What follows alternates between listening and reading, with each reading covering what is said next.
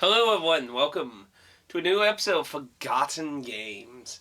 Yes, it's been a while, has it not? Has it not? And the camera views changed a lot since then, actually. Used to be in this little corner like this way, all stuffed in here. Now, we're more free and more space, and the hollow book's still sitting over here with nothing in it.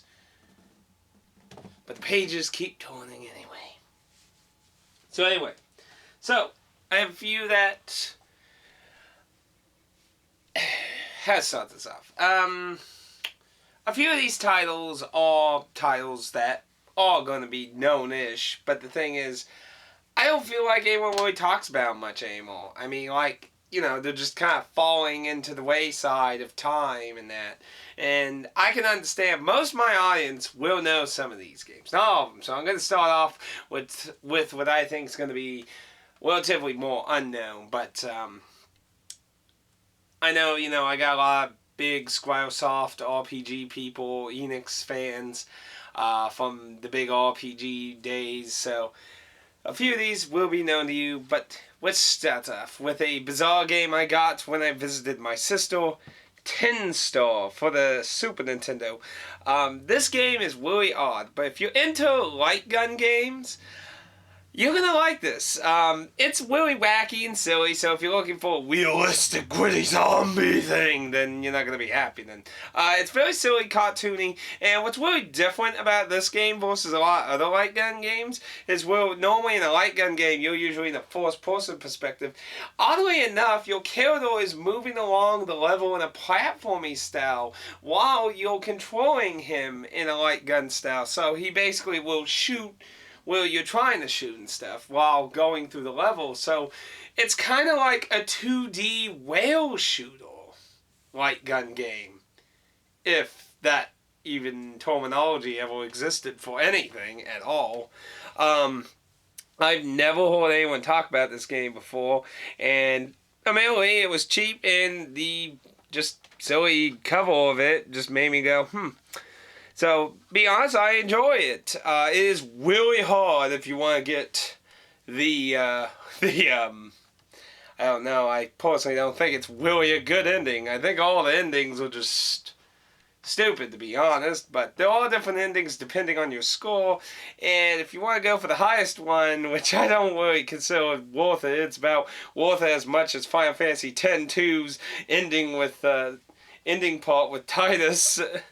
If you consider worth it that much, you can deal for that. But it's a pretty tough game. You have limited lives in that.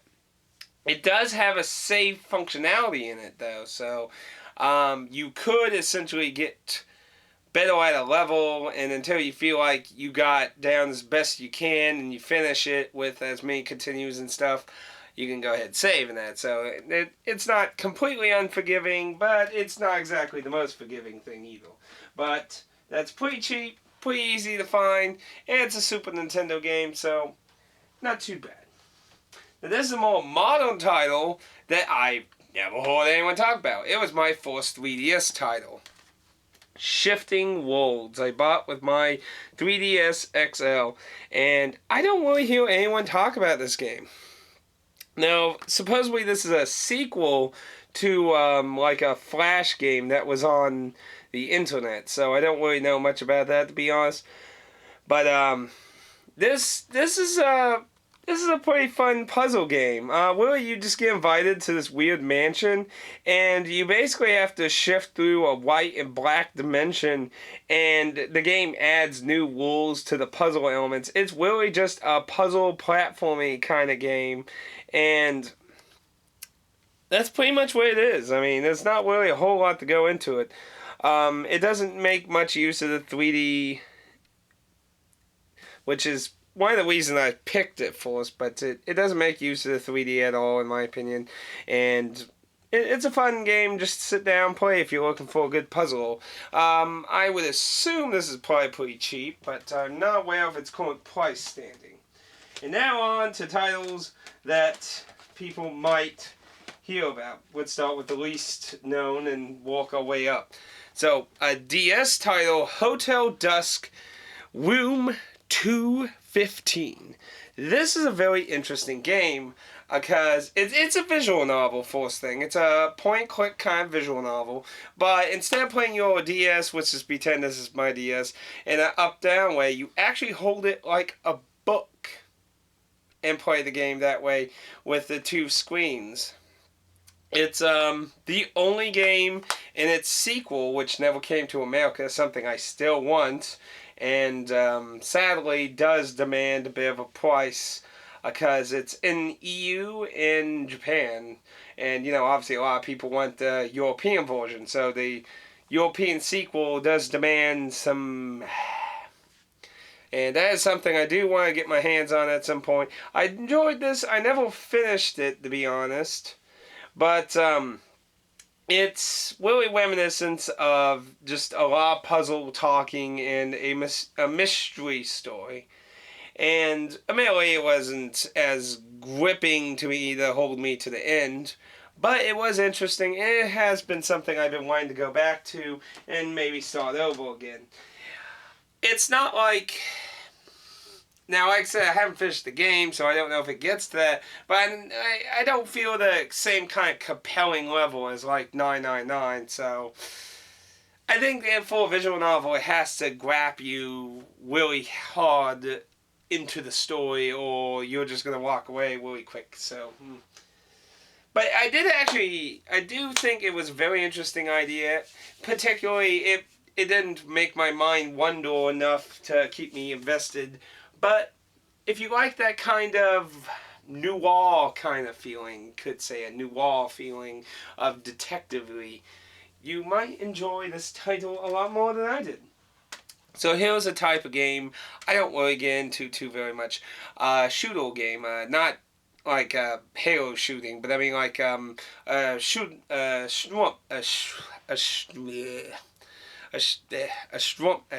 can't say the damn word. Where you're just playing shooting shit and stuff. A slump. Man, I'm tongue-tied today. But, I try to remember how to pronounce this. Ihindo?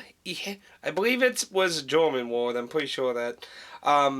This is a side-scrolling game using 3D, but it's in a very two-dimensional plane, and it had a little interesting idea to it. With power-ups, basically you can have a bottom and top power-up, so you can kind of save up two different power-ups throughout the stage. I've never beat this game. It's pretty hard. I think I got halfway through the game, I believe. There's no like save points in the middle of stages of that. You have to do it all in one. So it's a pretty unforgiving game in that fashion.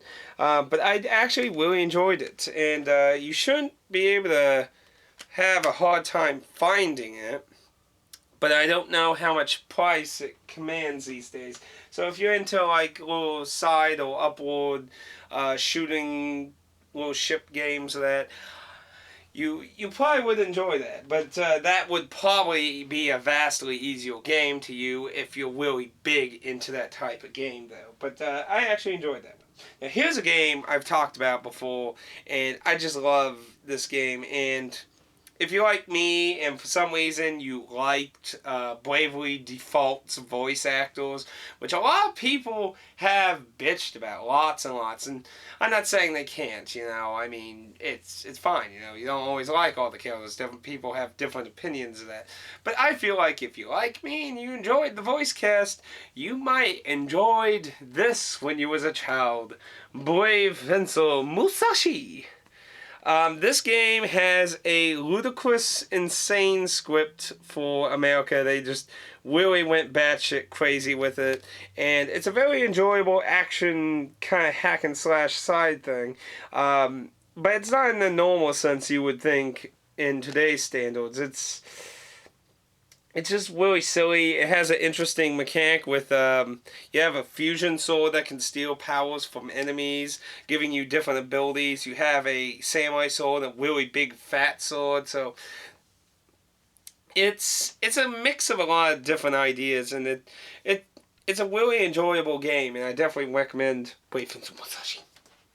Now here's where People will probably leave a comment saying, that's not fucking forgotten. Well, maybe not to you, maybe not to me, but I can tell you, I don't see YouTube with 5 million videos of people clamoring over it. And that would be Vagrant Story. It's like Demon Souls on the PS1, man. Vagrant Story takes place in the Final Fantasy Tactics universe, and it is just a really dark, and this is like probably one of the lessest anime-ish games Square Enix has ever made. Like, that doesn't just scream kawaii all over the place. And, you know, if you have that kind of thought process with Japanese products, you might want to check out Vagrant Story, because it has a very more realistic touch, mature touch to it in that, even though it's rated teen. Kind of like Dark Souls 2. Why did Dark Souls 2 get a T, huh? I don't get that. Also, I find it funny on there it says adolescence. I'm sure teens enjoy being called that. I know I would have loved it to be on there. But Vagrant Story is a very dark and pretty challenging game, to be honest. And I've been wanting to do either live stream or let's play the game.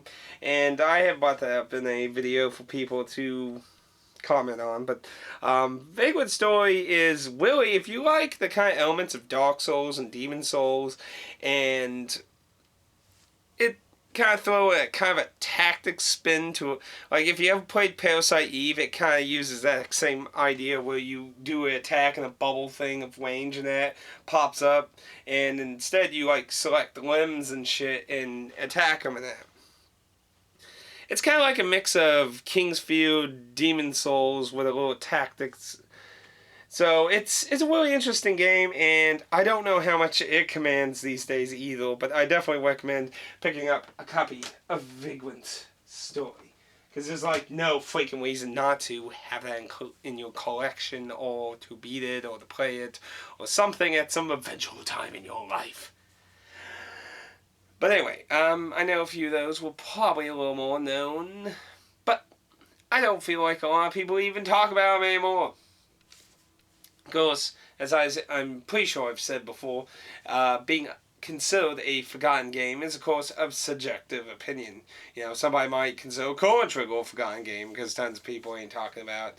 So, you know, I feel like they're not talked about much anymore, and people are kind of letting them fall sway to the side of other things. So, me. But those are all my choices today to let you know and see what you think. And I will be trying to do more forgotten game videos to kind of you and me and we all can talk about games you might not have heard of. I love hearing suggestions for games I may have not known of, and I love sharing them with everyone. So, anyway, I got some more Dark Souls 2 to do, so toodaloos.